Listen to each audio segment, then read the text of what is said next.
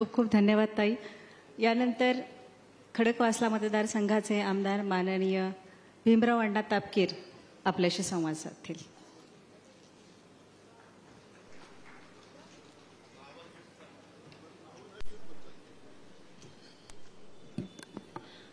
सर्व उपस्थित बंधू भगिनी आणि मित्रांनो, आज या ठिकाणी वारजे परिसरामध्ये भव्य दिव्य असं अत्याधुनिक मल्टीस्पेशलिस्ट हॉस्पिटल या ठिकाणी सुरू होत आहे। भूमिपूजनाचं ज्यांच्या शुभ हस्ते करण्यात आलं ते पुणे जिल्ह्याचे पालकमंत्री उपमुख्यमंत्री अजितदादा पवार, ज्यांच्या प्रमुख उपस्थितीमध्ये या ठिकाणी भूमिपूजन करण्यात आलं ते राज्याचे उपमुख्यमंत्री, आमच्या सर्वांचे नेते आदरणीय देवेंद्रजी फडणवीस साहेब, उच्च व तंत्र शिक्षण मंत्री चंद्रकांतदादा पाटील, खासदार सुप्रियाताई सुळे, उपस्थित असलेले सर्वच मान्यवर बंधू भगिनी आणि मित्रांनो, खरं तर या ठिकाणी हे अत्याधुनिक असं हॉस्पिटल या ठिकाणी सुरू होत आहे। खरं तर 2007 पर्यंत त्यावेळेस पुणे महानगरपालिकेमध्ये 12% हॉस्पिटलच्या जागेमध्ये भव्य असं मल्टीस्पेशलिस्ट हॉस्पिटल व्हावं असं ठराव त्या ठिकाणी करण्यात आलेले होते। परंतु त्यावेळेस कोणी त्या ठिकाणी ते ठराव पास न केल्यामुळे खरं तर आपण पाहतो, ज्यावेळेस भारतीय जनता पार्टीचं पुणे महानगरपालिकेमध्ये महापौर असतील, उपमहापौर असतील, सभागृह नेते असतील, स्टँडिंग कमिटीचे चेअरमन असतील, यांनी एक चांगला निर्णय या ठिकाणी केला की या भागामध्ये असणाऱ्या 2.5 एकर जागेमध्ये खरं तर ही मोकळी जागा या ठिकाणी पडलेली आहे, अशा या जागेमध्ये आपण एक चांगल्या प्रकारचं मल्टीस्पेशलिस्ट हॉस्पिटल व्हावं यासाठी ठराव मंजूर करून घेतला। खरं तर नगरसेवकांनी प्रयत्न केला असेल, परंतु हे ठराव मंजूर करून घेण्याचं काम या ठिकाणी भारतीय जनता पार्टीच्या सर्व त्या ठिकाणी असणारे आमचे सभागृह नेते, स्टँडिंग कमिटी चेअरमन यांनी या ठिकाणी केलेलं आहे।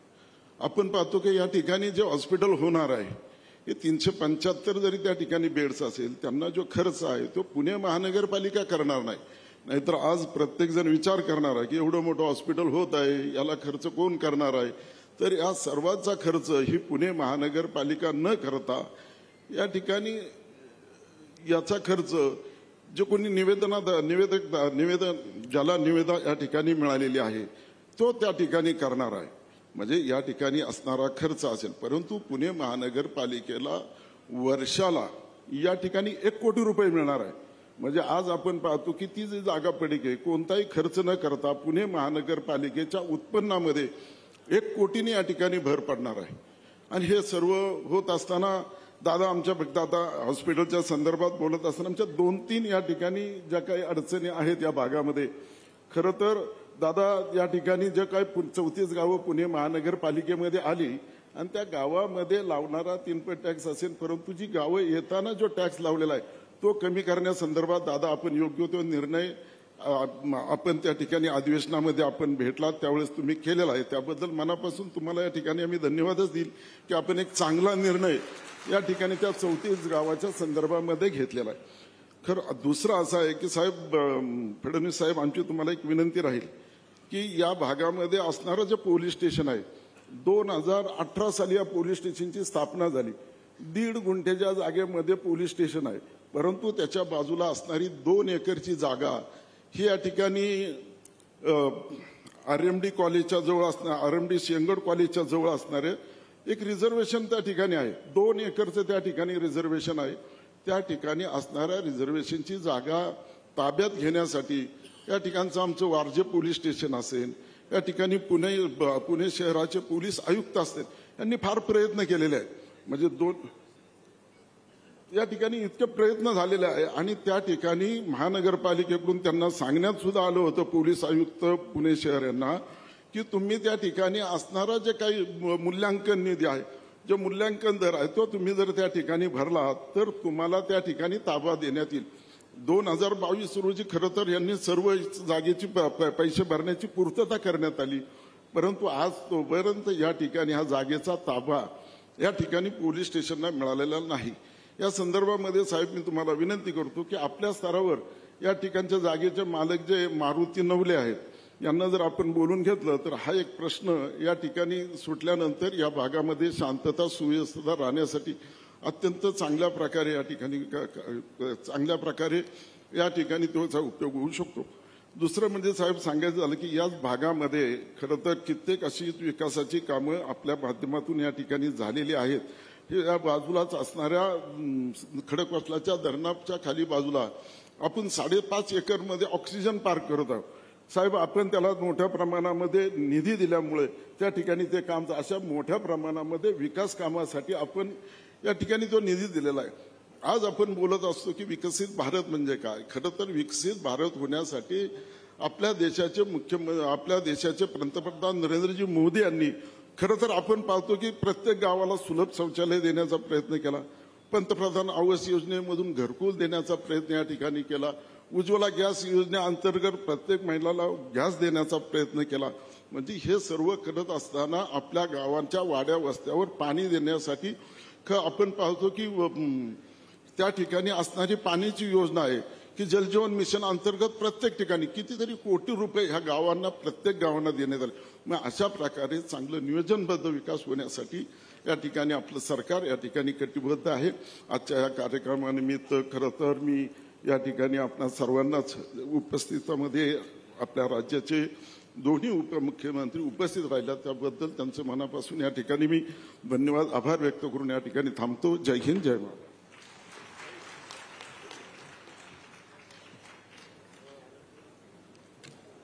आजच्या कार्यक्रमाला उपस्थित असणारे आपले उपमुख्यमंत्री राज्याचे देवेंद्र फडणवीसजी तसंच मंत्रिमंडळातील आमचे सहकारी चंद्रकांत दादा पाटील, खासदार सुप्रिया सुळे, भीमराव तापकीर, जगदीश मुळीक, योगेश केळकर, दीपक मानकर, रमेश कोंडे, हेमंत रासने, धीरज घाटे, प्रदीप देशमुख, भगवान पासलकर, दिलीपराव वराटे, दीपाली धुमाळ, प्रदीप धुमाळ, किरण बारटक्के, गणेश बिडकर, वर्षा तापकीर, हर्षदा वांजळे, सायली वांजळे, सचिन दोडके, सचिन दांगट, वृषाली चौधरी, वासुदेव भोसले, शरद बराटे, हरिदास सरवड, वेगवेगळ्या राजकीय पक्षाचे उपस्थित असणारे सर्व सन्माननीय आजी माजी पदाधिकारी, आपले आयुक्त विक्रम कुमार, तसंच हॉस्पिटलचे पार्टनर श्रीयुत अंबर आयादे, त्यांचे सगळे सहकारी, महानगरपालिका आणि राज्य सरकारचा उपस्थित असणारा अधिकारी वर्ग, कर्मचारी वर्ग, बंधू भगिनींनो आणि माझ्या तरुण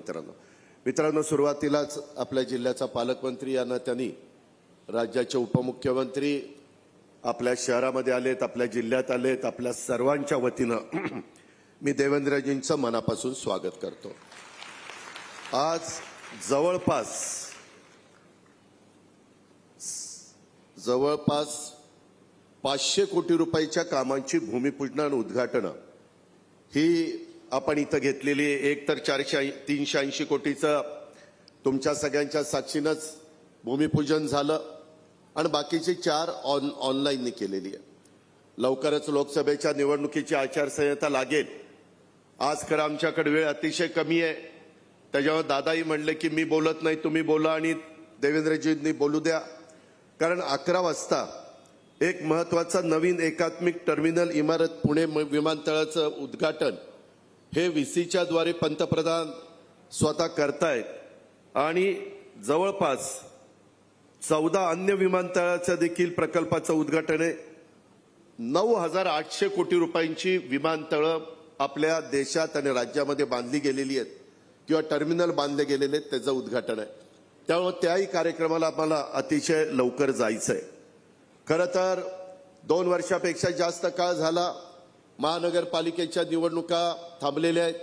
ह्या सुप्रीम कोर्टामुळे थांबल्यात. आम्हालाही वाटतं आम्ही लोकांच्यातनं निवडून आलेले कार्यकर्ते आहोत आणि वेगवेगळ्या कार्यकर्त्यांना संधी मिळावी. जिल्हा परिषद, तालुका पंचायत, महानगरपालिका, नगरपालिका, नगरपंचायत, पण सुप्रीम कोर्टामध्ये ओबीसी ह्याबद्दलचा एक मुद्दा गेलेला आहे. लवकर त्याचा निकाल लागेना. सातत्याने राज्य सरकार प्रयत्न करतंय की त्याची तारीख लागावी आणि लवकरात लवकर ह्या निवडणुका व्हाव्या. ह्याच मताचं महायुतीचं सरकार आहे. ह्याची कृपया नोंद आपण सर्व सहकाऱ्यांनी घ्यावी.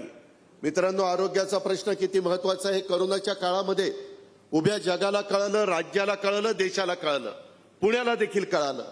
आणि त्या काळामध्ये hospital, paramedical staff, nurses, doctors यांची किती गरज आहे हे आपल्याला सगळ्यांच्या लक्षात आलं.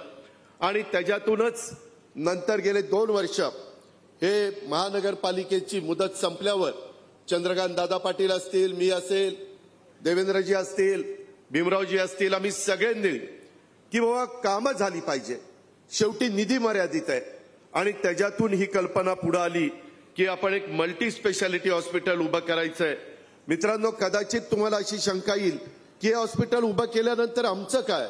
ह्याच्यामध्ये तोही विचार राज्य सरकारने आणि महानगरपालिकेने केलेला आहे, लोकप्रतिनिधींनी केलेला आहे. 450 बेड ज्यावेळेस इथं होणार आहेत त्याच्यातले 10% बेड्स पूर्णपणे मोफत आणि 6% बेड शासकीय दराने, अशा प्रकारे 16% बेड्स हे सर्वसामान्यांच्या करता ज्यांची ऐपत नाहीये परंतु त्यांचं आरोग्य चांगलं राहिलं पाहिजे त्याकरता ह्या इमारतीमध्ये ती व्यवस्था ही आपण केलेली आहे. त्याच्यामुळं कुणी काळजी करण्याचं कारण नाही. शेवटी लोकांचे प्रश्न सोडवण्याच्या करता आम्ही सगळेजण काम करत असतो. आज इतरही अनेक प्रकारची उद्घाटन आणि भूमिपूजन झालेली आहेत हेही आपल्याला सगळ्यांना माहिती आहे. मित्रांनो, हे हॉस्पिटल करण्याच्या करता मीच अनेक नगरसेवकांना इथं निवडून आणलंय, काहींनी चंद्रकांत दादांनी निवडून आणलंय. म्हणजे दोन्ही दादांनीच लोक निवडून आणलेली, बाकी कुठे आलेलं नव्हतं. एक तो भाजपचे तरी दादा असू द्या किंवा राष्ट्रवादीचा तरी दादा असू द्या. आणि ह्याच्यातून त्यांनी प्रयत्न केला परंतु त्या काळात कुणालाच हे रेटलं नाही. आता मी बोर्ड बघितले 10 वर्ष 7 वर्ष काही नाही, हे मी खरं बोलतो. त्याच्यामध्ये 2 वर्षात आम्ही शेवटी काय ठरवलं, मी देवेंद्रजींना म्हणालो, देवेंद्रजी आपल्याला हे करायचंय, आपल्याला मर्यादित प्लॅन आहे. मग देवेंद्रजी म्हटलं की आपण असं करू, मल्टी स्पेशालिटीचा विचार करू. आणि त्याच्यातनं हा विचार पुढे आला. तो दादांनाही आवडला, तो मलाही आवडला, तो भीमरावजींना पण आवडला आणि त्याच्यातून आता इथं चांगल्या प्रकारचं हॉस्पिटल उभं राहत आहे. मित्रांनो, आपल्या एकंदरीत ह्या 2 वर्षात नुसतं हेच नाही, वारज्याच्या बरोबर चंद्रकांत दादा पाटील, तुम्हाला माहिती असेल तुमच्याही मतदारसंघात बाणेरला आपण एक हॉस्पिटल करतोय. देवेंद्रजी असंच आम्ही हॉस्पिटल करतोय. ते तर किती बेडचं आहे, 550 बेडचं आहे. पण त्याच्यात पण गरिबाच्या करता आरक्षित ठेवलंय, त्याच्यात पण शासकीय खर्चाने ठेवलंय. त्याच्यावर तुम्ही काळजी करू नका. आम्ही 30 वर्ष समाजकारण राजकारण करणारे कार्यकर्ते आहोत आणि त्याच्यामुळं हे बारकाईनं गोरगरीब समाज, दुर्लक्षित समाज ह्या करता काय केलं पाहिजे हा सगळा विचार करून आपण हे निर्णय घेतलेले आहेत. जाता जाता भीमरावांनी एक मुद्दा काढला 34 गावांचा. मध्ये मी आणि चंद्रकांत दादांनी ह्याची बैठक घेतली होती. देवेंद्रजी गोविंदराजला मी गुरुवारी रात्री एक मीटिंग केली आणि त्याच्यामध्ये आपण शास्तीकराच्या बाबतीमध्ये जो पिंपरी चिंचवडला निर्णय घेतला त्याची कॉपी पण माझ्याकडे आहे. तशा पद्धतीनं आम्ही विक्रम कुमारांना सांगितलं की ते सगळं शास्तीकराचं सध्या थांबवा, लोकांना त्रास देऊ नका, वसुली करण्याच्या भानगडीमध्ये आत्ता लगेच पडू नका. त्या संदर्भात महायुतीचं सरकार, एकनाथराव शिंदे, मी, देवेंद्रजी, चंद्रकांत दादा पाटील आम्ही त्याच्यातनं मार्ग काढतो. यदा कदाचित आचारसंहिता लागली तर मी तुम्हाला सांगतो ती आचारसंहिता संपल्यानंतर तशा प्रकारचा GR एकनाथराव, मी आणि देवेंद्रजी आणि चंद्रकांत दादा पाटील हा काढू आणि शास्त्रीकराचा जो काही एक ऐरणीवर मुद्दा आलेला आहे त्याच्यातनं पण मार्ग काढून देऊ. आपण काळजी करू नका. कुणी काही आणखी निवडणुकीच्या निमित्तानं सांगतील, काही ते खरं नाही. शेवटी सरकार इथं आपलंच आहे, आपणच तिथं काम करणार आहोत आणि त्याच्यातनं प्रश्न सोडवणार आहोत. मगाशी बोलत असताना एक भीमरावांनी सांगितलं की नरेंद्र मोदी साहेबांच्या नेतृत्वाखाली काय काय कामं चाललेली आहेत देशामध्ये. मी एवढंच जाता जाता सांगतो, जनतेहो, आता 3ऱ्यांदा नरेंद्र मोदींना पंतप्रधान करायचंय एवढाच आपला सगळ्यांचा निश्चय आहे. एवढी खुणगाट मनाची बाळगा आणि ह्या सगळ्या विकास कामाला मी हार्दिक शुभेच्छा देतो आणि आपल्या सगळ्यांची रजा घेतो. जय हिंद, जय महाराष्ट्र. धन्यवाद दादा. यानंतर महाराष्ट्र राज्याचे उपमुख्यमंत्री आदरणीय नामदार देवेंद्रजी फडणवीस साहेब यांना विनंती की आपण सगळ्यांना संबोधित करावं.